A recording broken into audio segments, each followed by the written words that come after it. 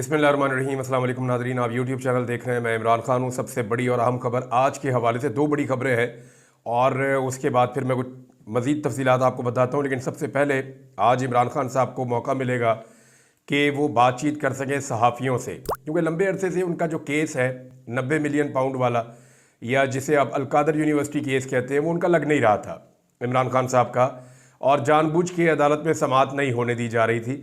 लेकिन आज अदालत में समाअत हो रही है। इमरान खान साहब बात कर सकते हैं सहाफ़ियों से। बहुत सारी चीज़ें आज सामने आने का इम्कान है। बहुत सारे लोगों को ये शक रहता है कि खबर अंदर से ठीक आ रही है या अंदर से ठीक खबर नहीं आ रही है।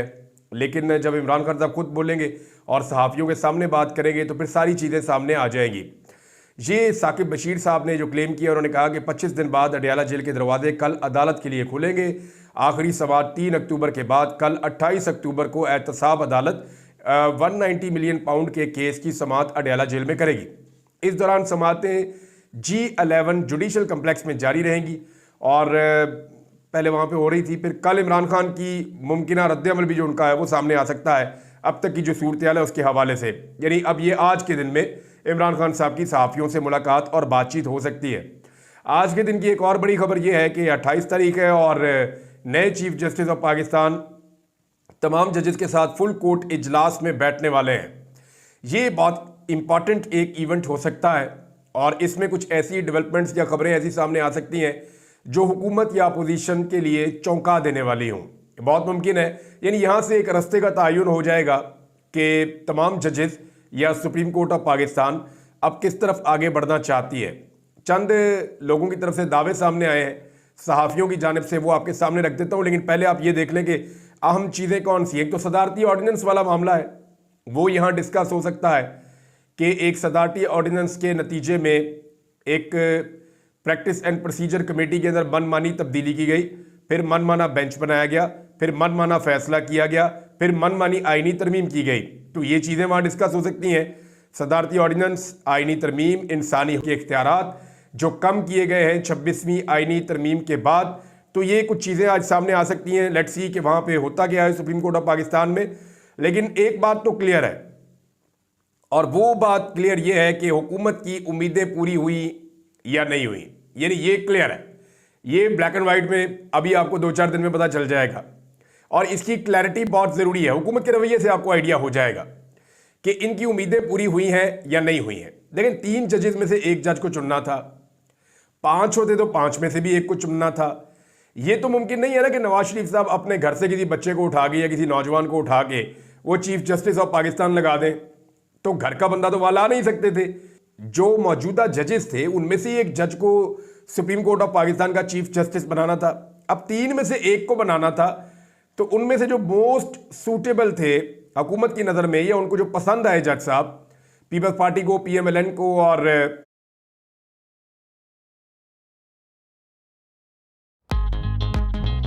I like it.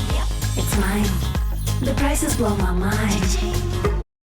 Peoples Party को, PMLN को और MKM को जो जज साहब पसंद आए वो जस्टिस याया अफरीदी थे। लेकिन याद रखिएगा वो इन तीनों में से पसंद आए थे। ये ज़रूरी नहीं है कि वो इनके पसंदीदा हों। तो अभी पता चल जाएगा कि हुकूमत की उम्मीदें पूरी हो रही हैं या हुकूमत की उम्मीदें पूरी नहीं हो रही नए चीफ जस्टिस से।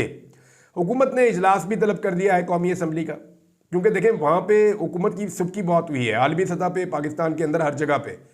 तो बिलावल ने शहबाज शरीफ से मुलाकात की, फिर हुकूमत ने फैसला किया कि वो इजलास तलब किया जाएगा ताकि वहाँ पे रोला शोरला डालें, वहाँ पे सेलिब्रेशंस करें कि जनाब हमने 26वीं आईनी तरमीम, बड़ा कोई कमाल हमने काम कर दिया है, तो हम आईनी तरमीम मजीद लेकर आएंगे। वो 27वीं आईनी तरमीम की बातें हो रही हैं। तो एक्चुअली जो चीज़ें रह गई हैं वो क्या हो सकती हैं 27वीं आईनी तरमीम में। अव्वल तो 26वीं आईनी तरमीम इनकी जान नहीं छोड़ रही। अगर काजी फायद ईसा ना होते तो कभी भी 26वीं आईनी तरमीम पास ना हो सकती। ये बात बिलावल ने एतराफ़ किया है कि अगर काजी साहब सहूलतकारी ना करते तो ये कभी ना होता।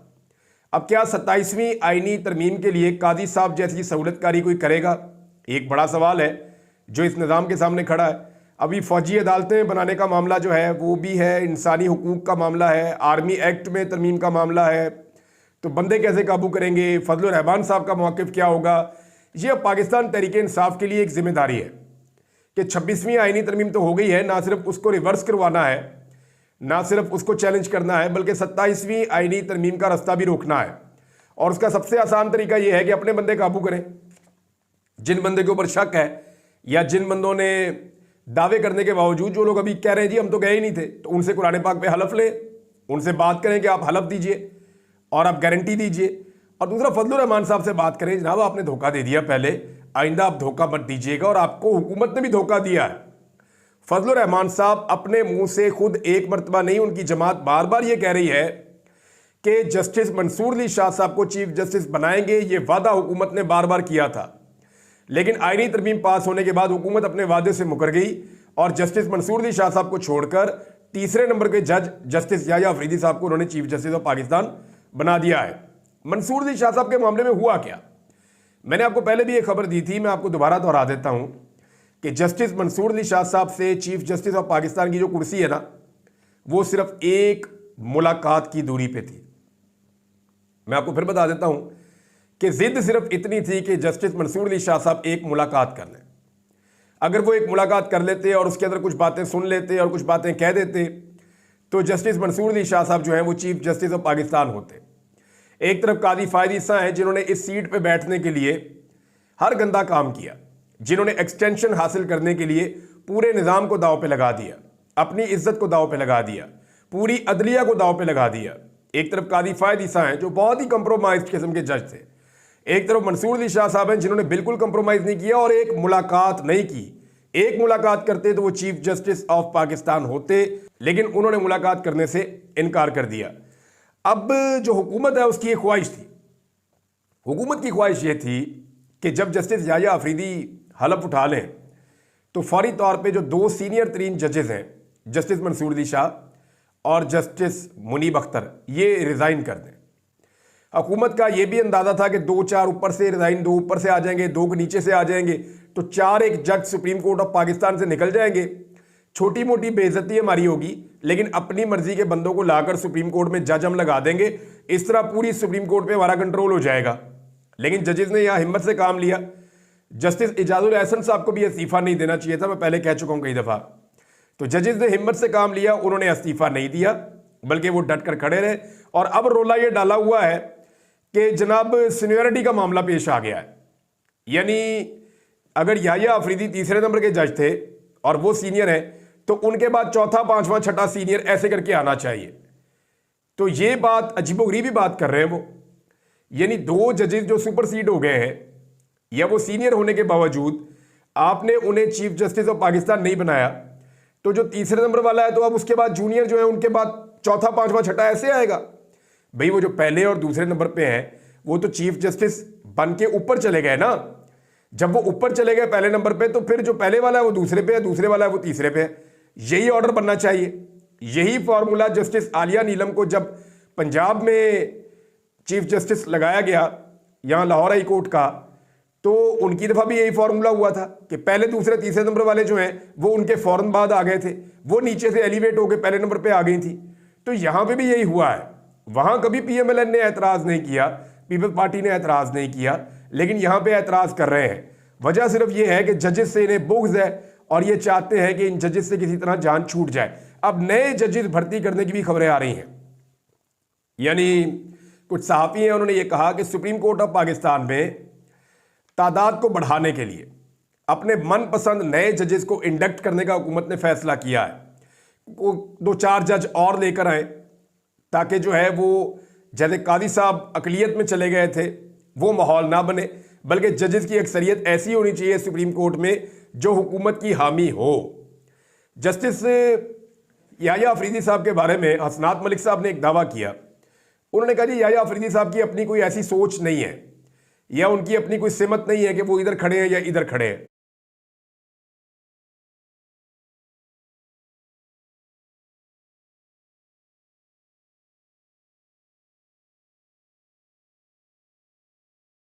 जो हुकूमत की हामी हो। जस्टिस याह्या अफरीदी साहब के बारे में हसनात मलिक साहब ने एक दावा किया। उन्होंने कहा जी याह्या अफरीदी साहब की अपनी कोई ऐसी सोच नहीं है या उनकी अपनी कोई सिमत नहीं है कि वो इधर खड़े हैं या इधर खड़े हैं। Do you know a fast way to send money to India? Check it out. Download the Profi app, sign up with your phone number and transfer money from you. हिम्मत नहीं है कि वो इधर खड़े हैं या इधर खड़े हैं। वो देखेंगे अक्सरियती जज जिस तरफ जाएंगे, जिस तरफ इंसाफ का पलड़ा झुकेगा, वो उस तरफ चले जाएंगे। तो ऐसे में हुकूमत के लिए जरूरी है कि वो ज्यादा जजेस को या ज्यादा हमायती जजेस को सुप्रीम कोर्ट ऑफ पाकिस्तान में पहुंचाए। तो मुमकिन है कि आने वाले दिनों में मजीद जजेस को अपॉइंट किया जाए। लेकिन काजी फायद ईसा साहब को वापस लाने की भी बातें हो रही हैं। सुप्रीम कोर्ट ऑफ पाकिस्तान में तो काजी साहब वापस अब आ नहीं सकते। एक और आईनी तरमीम करेंगे तो आईनी बेंच बनेगा। आईनी तरमीम अगर करेंगे तो आईनी अदालत बनेगी ना। फिर अगर आईनी अदालत बनती है तो उसमें एक शिक रखी जाए कि जनाब हम रिटायर्ड जज को भी ला सकते हैं, तो फिर काजी साहब को ले आए, वरना नहीं ला सकते। लेकिन कुछ और आईनी ओहदों में भी देखा जा रहा है, क्योंकि काजी साहब जैसा बंदा डिलीवर करने वाला वो मिल नहीं सकता इस निज़ाम को, जिसने पूरा का पूरा बोझ अपने कांधों पे उठाया और जिसने इमरान खान के और पाकिस्तान तहरीक इंसाफ के बुग़्ज़ में हर चीज़ को तहबाला कर दिया। तो काजी साहब जैसा बंदा दोबारा इस निज़ाम को नहीं मिलेगा। तो काजी साहब को ला के लगाया कहाँ जाएगा? कुछ लोग कह रहे हैं कि जनवरी में मुद्दत मुलाजमत पूरी हो रही है जो चीफ इलेक्शन कमिश्नर है उनकी, और अगर चीफ इलेक्शन कमिश्नर चले जाते हैं तो उनकी जगह पे काजी फायद ईसा साहब को भी ट्राई किया जाएगा कि उनको लाकर यहाँ पे लगाया जाए। लेकिन वो पाकिस्तान में किसी भी एक सियासी जमात के लिए काजी साहब किसी सूरत भी काबिल कबूल नहीं होंगे। ये जनाब पूरा पाकिस्तान इस बात को बड़ी अच्छी तरह जानता है। अब एक और बात है जो सिद्दीक जान साहब ने की है, ये बात बड़ी इंपॉर्टेंट है और ये बात जुड़ी है 9 मई के साथ। 9 मई के जो मुकदमात हैं वो पाकिस्तान तहरीक इंसाफ के लिए एक मुसीबत बने हुए हैं। 9 मई का नाम लेकर इस जमात को जो है वो क्रश किया गया है। इसकी क़यादत को अभी तक जेलों में रखा गया है और लोगों को इंसाफ मिल नहीं रहा। तो दो चीज़ें सुप्रीम कोर्ट ऑफ पाकिस्तान में पेंडिंग पड़ी हैं। एक जो मिलिट्री कोर्ट्स वाला मामला है, मैंने आपको बताया था कि जस्टिस याह्या अफरीदी ने आते ही जो दहशतगर्दी अदालतों के जज हैं उस हवाले से भी एक इजलास तलब किया है। नंबर 1 ये हो गया। नंबर 2, 9 मई के हवाले से सिद्दीक जान साहब ने दावा किया कि मुमकिन है कि यह मामला सुप्रीम कोर्ट ऑफ पाकिस्तान में समाअत के लिए लग जाए, कि 9 मई को जो कुछ हुआ और जो मामलात हुए उस पर कोई जुडिशियल इंक्वायरी या कोई और चीज़, मुमकिन है ये चीज़ें यहाँ पे हो जाए। मुझे लगता नहीं है, लेकिन सिद्दीक जान साहब कह रहे हैं तो इसके पीछे कोई ना कोई बात होगी। उन्होंने बहुत सारी खबरें माजी में ऐसी दी हैं जो बाद में दुरुस्त साबित हुई हैं। अब सवाल ये पैदा होता है कि माजी में काजी फायद ईसा साहब ने फरमाया था कि जब हमारे पास दहशतगर्दी अदालत के जजेस हैं तो फिर हमें फौजी अदालतों की क्या ज़रूरत है।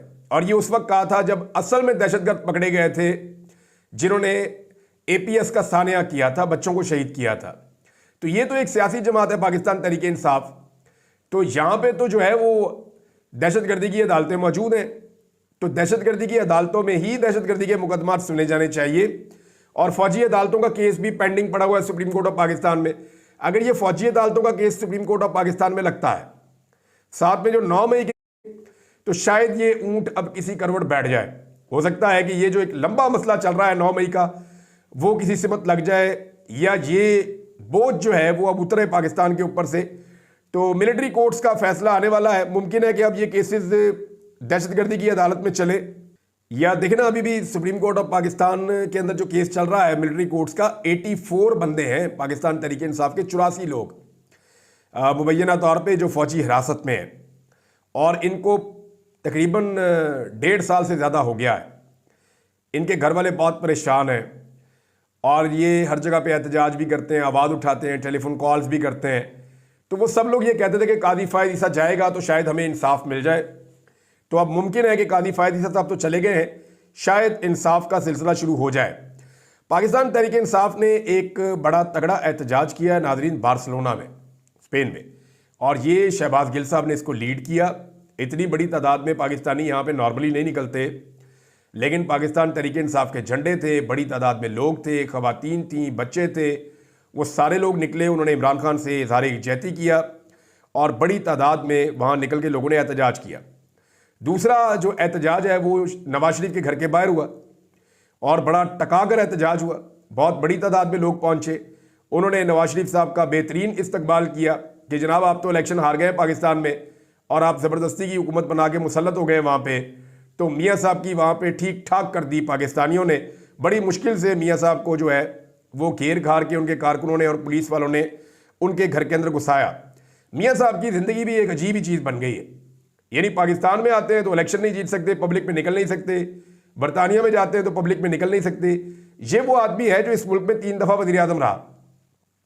कभी सोचा नवाज शरीफ के साथ ये क्यों हुआ? यानी मैं चैलेंज करता हूं, पाकिस्तान में लेके नवाज शरीफ को सड़कों पे निकलो, देखो क्या हाल करते हैं लोग। आप बरतानिया में नवाज शरीफ को सड़कों पे लेकर निकलो, देखो लोग क्या करते हैं। ये क्यों हुआ नवाज शरीफ के साथ? उन्हें अब गुंडे बदमाशों की जरूरत क्यों पड़ती है, पुलिस की जरूरत क्यों पड़ती है, सिक्योरिटी की जरूरत क्यों पड़ती है, जो आसपास वो अपने जमा रखते हैं? वजह यह है कि उन्होंने पाकिस्तान की आवाम की उमंगों के खिलाफ पाकिस्तान की एस्टेब्लिशमेंट की गोदी में बैठ के बार बार पाकिस्तान के लोगों को तोहफा दिया है, बार बार पाकिस्तान के लोगों को धोखा दिया है। और मियां साहब के धोखों से तंग आकर पाकिस्तानी अवाम अब उनसे और उनके खानदान से मुतनफ़र हो गई है। ये जनाब वजह है मियां साहब से दूर हट जाने की लोगों के। तो नाज़रीन, एक और खबर है और वो ये है कि अमेरिका में पाकिस्तानी गवर्नमेंट जो है वो लॉबिंग कर रही है और पाकिस्तान का पैसा खर्च हो रहा है। अवैस हमीद साहब ने ये खबर जो है वो पोस्ट की है, एक्चुअली ये डॉन के ऊपर छपी है। तो अवैस हमीद साहब ने इसको सिंप्लीफाई किया है, मैं आपको वही पढ़ के सुना देता हूं कि अवाम के पैसे से इमरान खान के हामियों का तोड़। नेशनल सिक्योरिटी डिवीजन से मुंसलिक थिंक टैंक ने सालाना 40 करोड़ रुपए में अमरीकी लॉबिंग फर्म की खिदमात हासिल कर ली। मेजर जनरल रिटायर रजा मोहम्मद की सदारत में चलने वाले think tank Islamabad policy research institute ने अमेरिका में टीम ईगल कंसल्टेंट नामी फर्म की खिदमात हासिल की हैं। रोजनामा डॉन का यह कहना है कि ऐसा मालूम होता है थिंक टैंक की जानिब से लॉबिंग फर्म की खिदमात अमेरिका में इमरान खान की रिहाई की कोशिश करने वाले इनके हामियों का मुकाबला करने के लिए हासिल की गई हैं। अमेरिका में पाकिस्तान की साबिक सफीर मलिया लोधी ने थिंक टैंक की जानिब से लॉबिंग फर्म की खिदमात हासिल करने पर संगीन सवालात उठाए हैं। उनका कहना है कि हुकूमती फंड से चलने वाला थिंक टैंक किसी लॉबिंग फर्म से कैसे मुआहदा कर सकता है? अवाम का पैसा अमेरिकी लॉबिंग फर्म को दिया जाएगा तो इस पर सवाल भी पूछा जाना चाहिए कि ऐसा क्यों किया गया है, इसकी वजाहत मांगी जानी चाहिए। कौम का पैसा है, लुटा रहे हैं जनाब, कि आप इमरान खान की मुखालफत में लुटा दो पैसा, जाके अमेरिका में लॉबिंग फर्म हायर करो, वहां पे पैसा खिलाओ लोगों को और उन्हें कहो जी आप इमरान खान के खिलाफ रहे। ऐसी ही लॉबिंग फर्म इमरान खान साहब के दौर में हायर की गई थी। जनरल बाजवा पे इसका इल्ज़ाम था और यह कहा गया था कि हुसैन हक्कानी के साथ मिलकर उन्होंने कार्रवाई डाली और फिर इमरान खान साहब को अमेरिका में बदनाम किया गया। फिर आपने रजीम चेंज का पूरा ऑपरेशन भी देखा था। बहरहाल ये एक खबर थी, मैंने आपके साथ शेयर कर दी है। इमरान खान साहब ने कितनी मरतबा डील से इनकार किया, इसकी तफसीलात मैं आपको अगले वीलॉग में दूंगा कि बहुत दफ़ा इमरान खान साहब को डील ऑफर की गई है लेकिन इमरान खान साहब ने डील कबूल नहीं की। लेकिन एक पोस्ट जो सोशल मीडिया पे बहुत ज़्यादा वायरल है, शौकत बसरा साहब की तरफ से, मैं आपको ये पढ़ के सुना देता हूँ। शौकत बसरा साहब ने भी इसको शेयर किया था और उन्होंने 4 शक्लें लगाई हैं। 4 लोग हैं जिनके चेहरे लगाए हैं कि जनाब इन 4 लोगों को आप देख लें। ये चारों लोग जो है वो इमरान खान को गिराना चाहते थे, उसको माइनस करना चाहते थे। इसमें एक साबिक आर्मी चीफ जनरल कमर जवेद बाजवा की फ़ोटो है, इसमें एक साबिक DGISI नदीम अंजुम की फ़ोटो है, इसमें एक काजी फायज़ ईसा की फ़ोटो है साबिक चीफ जस्टिस, और इसमें एक साबिक वज़ीर आज़म नवाज शरीफ की फ़ोटो है। तो अब वो ये कहते हैं कि 4 अफराद जो इमरान खान को माइनस करना चाहते थे, चारों खुद निशाने इबरत बन गए हैं। ये जनाब शौकत बसरा साहब का ट्वीट है। अब तक के लिए इतने, अपना ख्याल रखिएगा, अपने चैनल का भी। अल्लाह हाफिज़।